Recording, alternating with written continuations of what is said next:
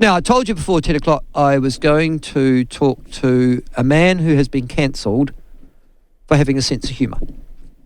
The bizarre and strange case of Garrick Tremain, formerly a much esteemed, loved and nationally recognised cartoonist for the Otago Daily Times. I explained what the cartoon that got Garrick into all sorts of trouble was, and we're catching up with him this morning, our cancelled cartoonist who continues to cartoon. He joins us this morning. Garrick, lovely to have you on the show. Good morning to you. Good morning to you, Michael. Where are you? Where are you living now? Well, I'm living in Arrowtown. I'm sitting here looking out my window over the basin, watching this terrible weather come creeping in, which a lot of people will be pleased about. But yes, a bit of a glum day here, very dark and stormy looking. You're waiting for the snow, is that right? No, I'm not. No. You don't like snow? Nor am I waiting. No, I'm not waiting for the skiers either. Really, no. Oh, right. No, I like it when there's. Well, I like the snow for painting purposes very much, but I don't miss the town when it's empty of skiers and tourists. I must say I do prefer it that way. You're a painter as well, so you're not just a cartoonist. Yes, although in all honesty, I haven't painted now for a couple of years, but I spent I brought up my kids as a painter. I mean, I worked as a painter for 30 years, and cartooning didn't come to me until much later on. It was always a hankering that I had to try. I was always fascinated with cartoons as a kid and thought, oh, I'd love to do that. But I didn't get round to it until much later, really. I had worked early in my life in the cities, and I'd got to the point where I was living here in the Wakatip Basin and making my living as a painter and as free as it's possible to be in society today, I suppose. And I thought in those days to test myself as a cartoonist, I'd have to go and work in the city, so I dismissed that as being just not on at all. Until one day I was having a beer with a guy I didn't know from a bar of soap in Arrowtown, a journalist, as it turns out, a Scotsman, and he mentioned fax machines to me, and I didn't know what he was talking about. He said, they're amazing. You can put a black and white drawing in a fax machine, you dialing a telephone, you push numbers, and the drawing goes down an electric wire, and it comes out the other end. It doesn't matter whether you're sending it to Wellington or Dubai, good enough quality to go on the paper. Well, I was absolutely gobsmacked. So how long ago was this? Oh, this was in 1988. Okay. But you're a very good painter. I'm looking at some of your paintings now. You've got your own website for painters. Yes, I have. They're mostly, what are they, mostly watercolours, Garrett? Yes, they're mostly watercolours, yes. Occasional oils, and I did do some painting in egg temper a few years ago, but that was a short-lived thing. I enjoyed it very much, but it was a bit like, it was a lot of hard work, very slow. I'm looking at your cartoons, though, over a period of time, and I'm surmising that you could probably best be described as a political conservative. Have I got that right or wrong? It depends entirely what government's in. Really, I've found that whenever, when the Nats were in, I was being accused all the time of being very left-wing. When Labor's in, I'm being accused all the time of being very right-wing. So I guess I must be getting it about right. Oh, right. So you would see yourself as a sort of let me say, I'm not left or right. I'm anti-government, basically. Right. So okay. I really do despise government. All right. Okay. Given that you also had a wicked sense of humour, which was very prominent in your cartoons as well, the cartoon that got you into so much trouble, yes, which was the Samoan one. What was that? 3 years ago?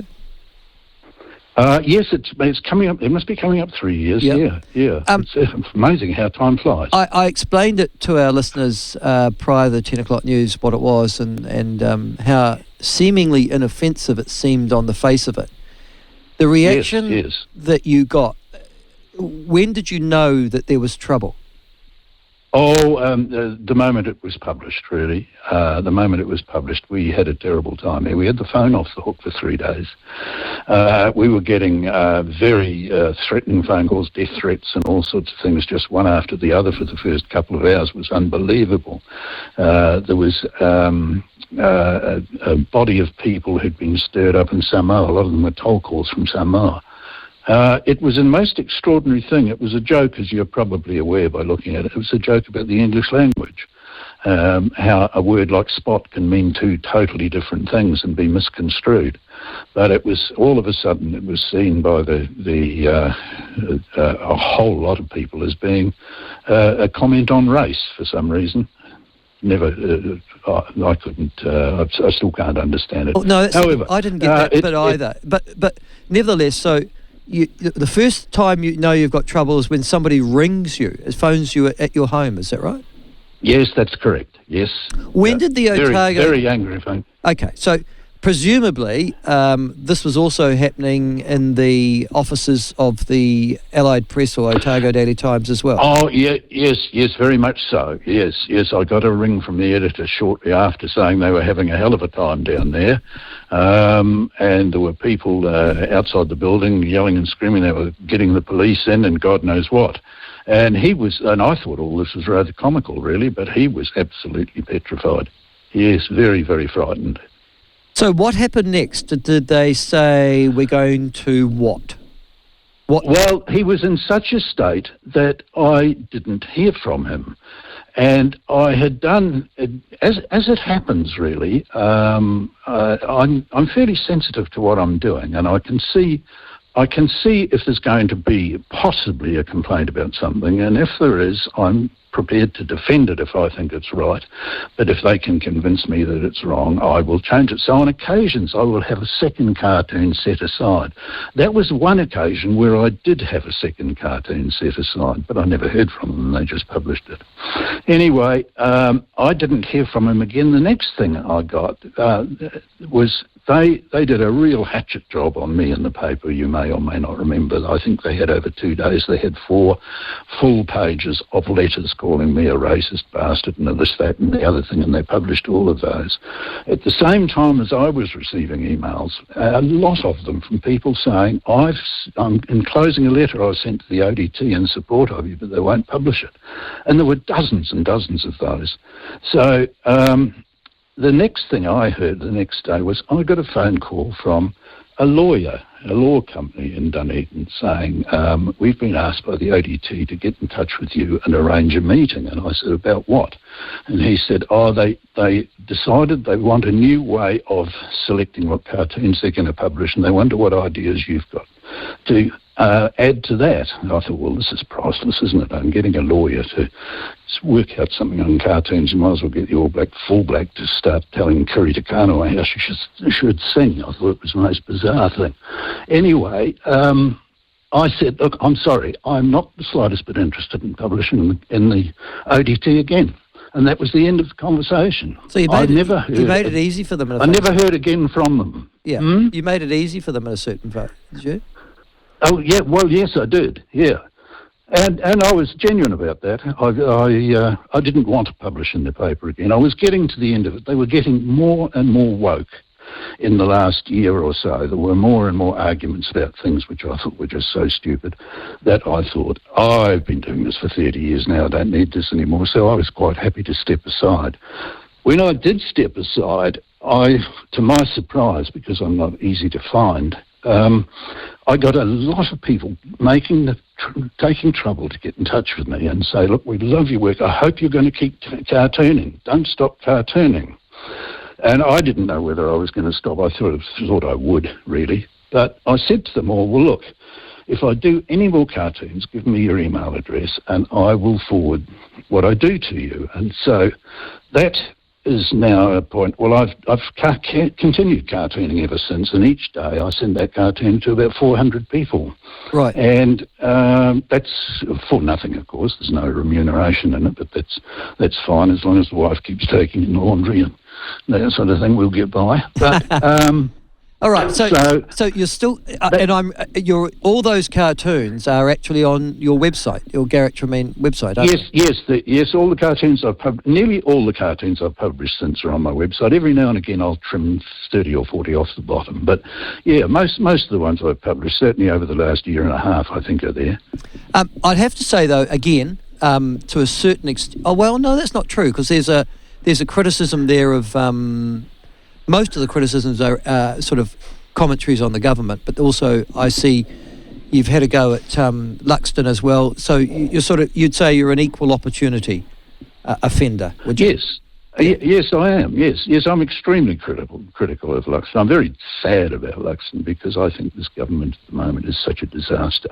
It is such a sinister and vile operation they've got going at the moment that we badly need somebody who can stand up to that and run away with the popular vote. But it's not going to be Luxton, I'm afraid.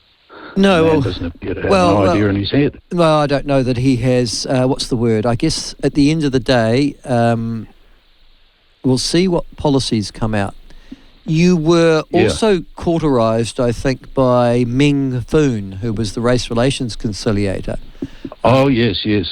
Now, there's somebody's opinion that you should take very seriously. Yeah. Well, he said, "I'm embarrassed this cartoon originated from New Zealand while people all over the world express their sympathy and concern for Samoa's rising death toll. This cartoon only seems to be interested in a divisive and cheap laugh." And that's what his commentary was at the time. Now, you realise that he's being that office costs about $8 million a year or so, and he's got to say something, regardless of how worthwhile it is. He's got to be seen to be saying something. Yes, you're not going to get an argument from me, but I'm sort of interested in if the editor of the Otago Daily Times had come back and said, "Garrick, I think that's a little insensitive. Have you got a backup?" You were saying to me you would have had a backup cartoon for that day. I did have, yes, I did have. So in essence, it was an editorial decision to publish your cartoon, wasn't it? I mean, they get... It is an editorial decision, but they stepped away from that. They behaved as if the decision was mine and I had forced it on them. Of course, most of the letters I got, and as I said, Michael, I got a lot of people saying, "I just want you to see this because I have supported you, but they won't publish it." And the theme in those constantly was, this was your decision as an editor. Why are you coming down so hard on Tremain? It wasn't his decision to publish, it was yours. This was a constant theme, but they didn't want to know about that. No. Yeah. All right. Is that editor still in charge of the Otago Daily Times today? Yes, he is, yep. And the cartooning I've noticed in the Otago Daily Times is, shall we say, very middle of the road. It's it won't offend anybody. That would seem deliberate. Well, that's the object of it now, and I suspect I don't know the fellow himself. I would have to say that I think his drawing is very, very good. He's a very good draftsman, but I suspect they're going back to what they did when I first approached the ODT way back in 1988, and I went to them with a bundle of scribbled cartoons under my arm and said, "I think I can be your cartoonist," and they said, "Oh well, how are you going to do that?" And they said, "We'd have to give you an office here." I said, "No, I don't want an office here. I live on a hill up in central Otago, and what I'll do is I will scribble out a cartoon each day, and I'll get a fax machine and I'll fax it to you, and if you'd like it, you can..." And they said, "That's not how it works. Look, we've had Sid Scales here for 50 years and this one and that one, and the way it works is a few executives, 3 or 4 of us, get together with the cartoonist and we come up with an idea, and the cartoonist toddles off and draws it. That's how it works." I said, "Well, it's not how it works with me. This is what I'll do, and I'll send you these cartoons. If you don't like them, you put them in the rubbish bin. If you do like them, you might put one in the paper every now and again. At the end of the month, I'll count up how many have gone in the paper and I'll send you a bill." And they said, "A bill? For Christ's sake, you want money for this as well?" And anyway, there was a lot of argy-bargy, and it went on for a couple of months, and eventually they decided to give me a try. So that was that. But I think they've gone back to what they were doing before. By the look of the cartoons, I think it's a sort of little committee decision of what should we do today that's not going to offend anybody. And they're very successful in not offending anybody. Yes, which is the whole point it's the exact antithesis as to why cartooning exists. It's meant to be a lampooning, if you like, of conventions yes. And satire, yeah. That's right. Yeah. Garrick, thank you for joining us today. I wish you well. All I can say is keep cartooning, and I look forward to meeting you in the future. Well, yes, I look forward to meeting you too, Michael. I'm not sure about the keeping cartooning thing. I've slackened off a bit lately, and I keep saying to my wife, I think I'm not going to bother with this anymore.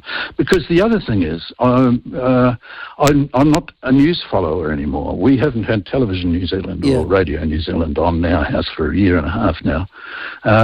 And I don't read newspapers, so I glean what's going on from different sources, podcasts and that sort of thing. So I don't have the access. It's a self-imposed thing, but I can't be bothered with all this state-sponsored propaganda that you get in the media now.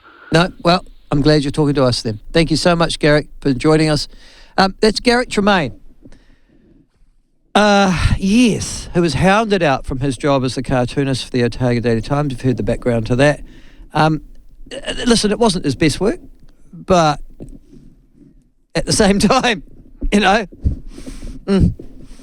but he continues to do that. Can I implore you to go to his website, Garrick Tremain, and you'll see what a gifted painter he is as well. And he has been doing cartoons, and they will often be picked up in social media. So go and have a look at those as well.